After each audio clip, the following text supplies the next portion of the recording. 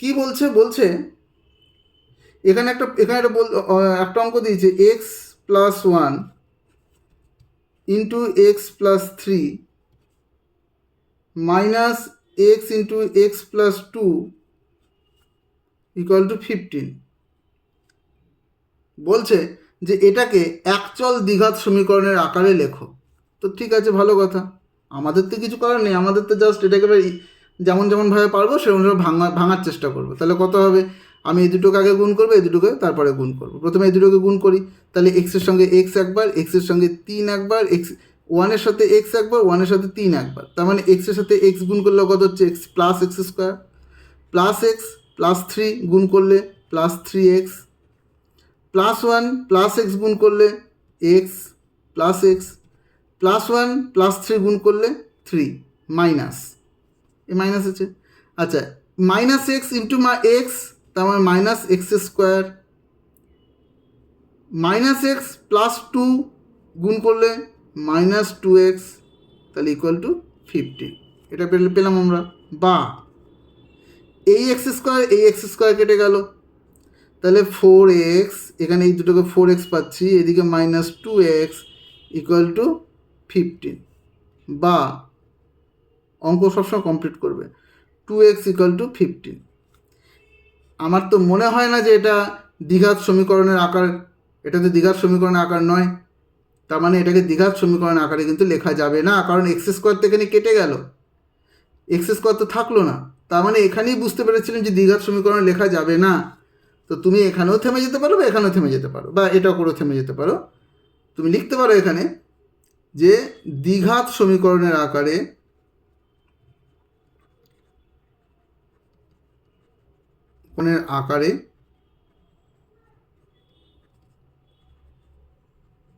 প্রকাশ করা যাবে না, দ্বিঘাত সমীকরণ আকারে প্রকাশ করা যাবে না, এটাই কিন্তু অ্যান্সার হবে। ঠিক আছে, এটাই অ্যান্সার হবে। আরেকটা অঙ্ক দিয়েছে, এখানে বলছে যে x square minus 3x equal to 5 into 2 minus x কত হবে। এও খুব সিম্পল অঙ্ক, প্রচণ্ড সিম্পল অঙ্ক। বা X square minus 3x equal to 10 minus 5x, তাই তো। বা এক্স স্কোয়ার মাইনাস 3x, এইটাকে এদিকে আনলে মাইনাস 10, এটাকে এদিকে আনলে plus 5, x equal two 0।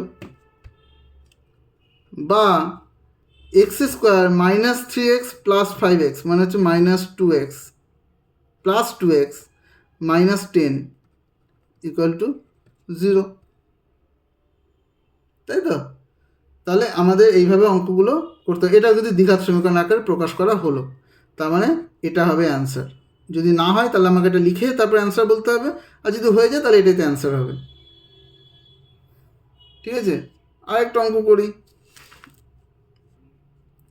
X minus 1 x plus 1/x minus 1 equal to 6, যেখানে বলছে এক্স কখনোই 0 হবে না, এক্স জিরো হবে না, কারণ যেহেতু নিচে 0 আছে, 0কে দিয়ে কোনো কাউকে ভাগ করা যায় না।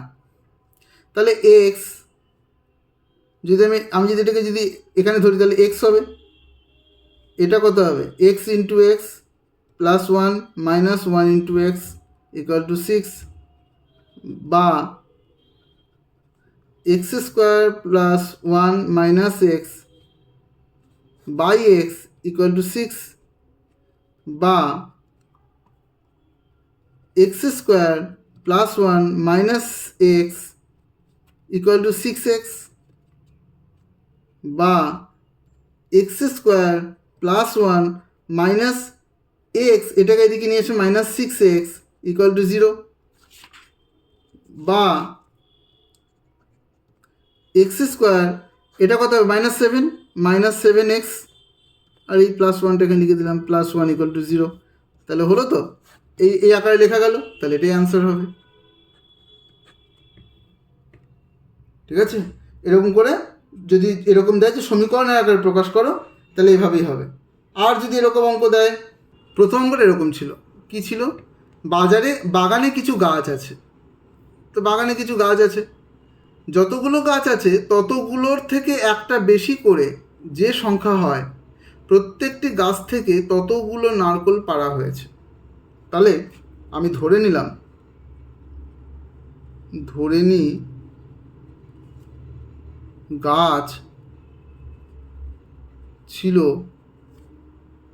এক্সটি, তাহলে এক্সের সঙ্গে 1 যোগ করলে হয় x+1, তাহলে প্রত্যেকটা গাছ থেকে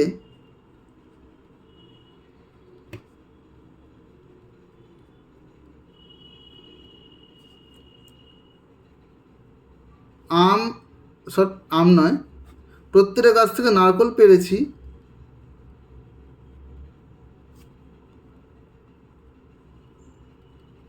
কত, এক্সের থেকে 1 যোগ করে যেটা হয় এক্সটি, এতটি।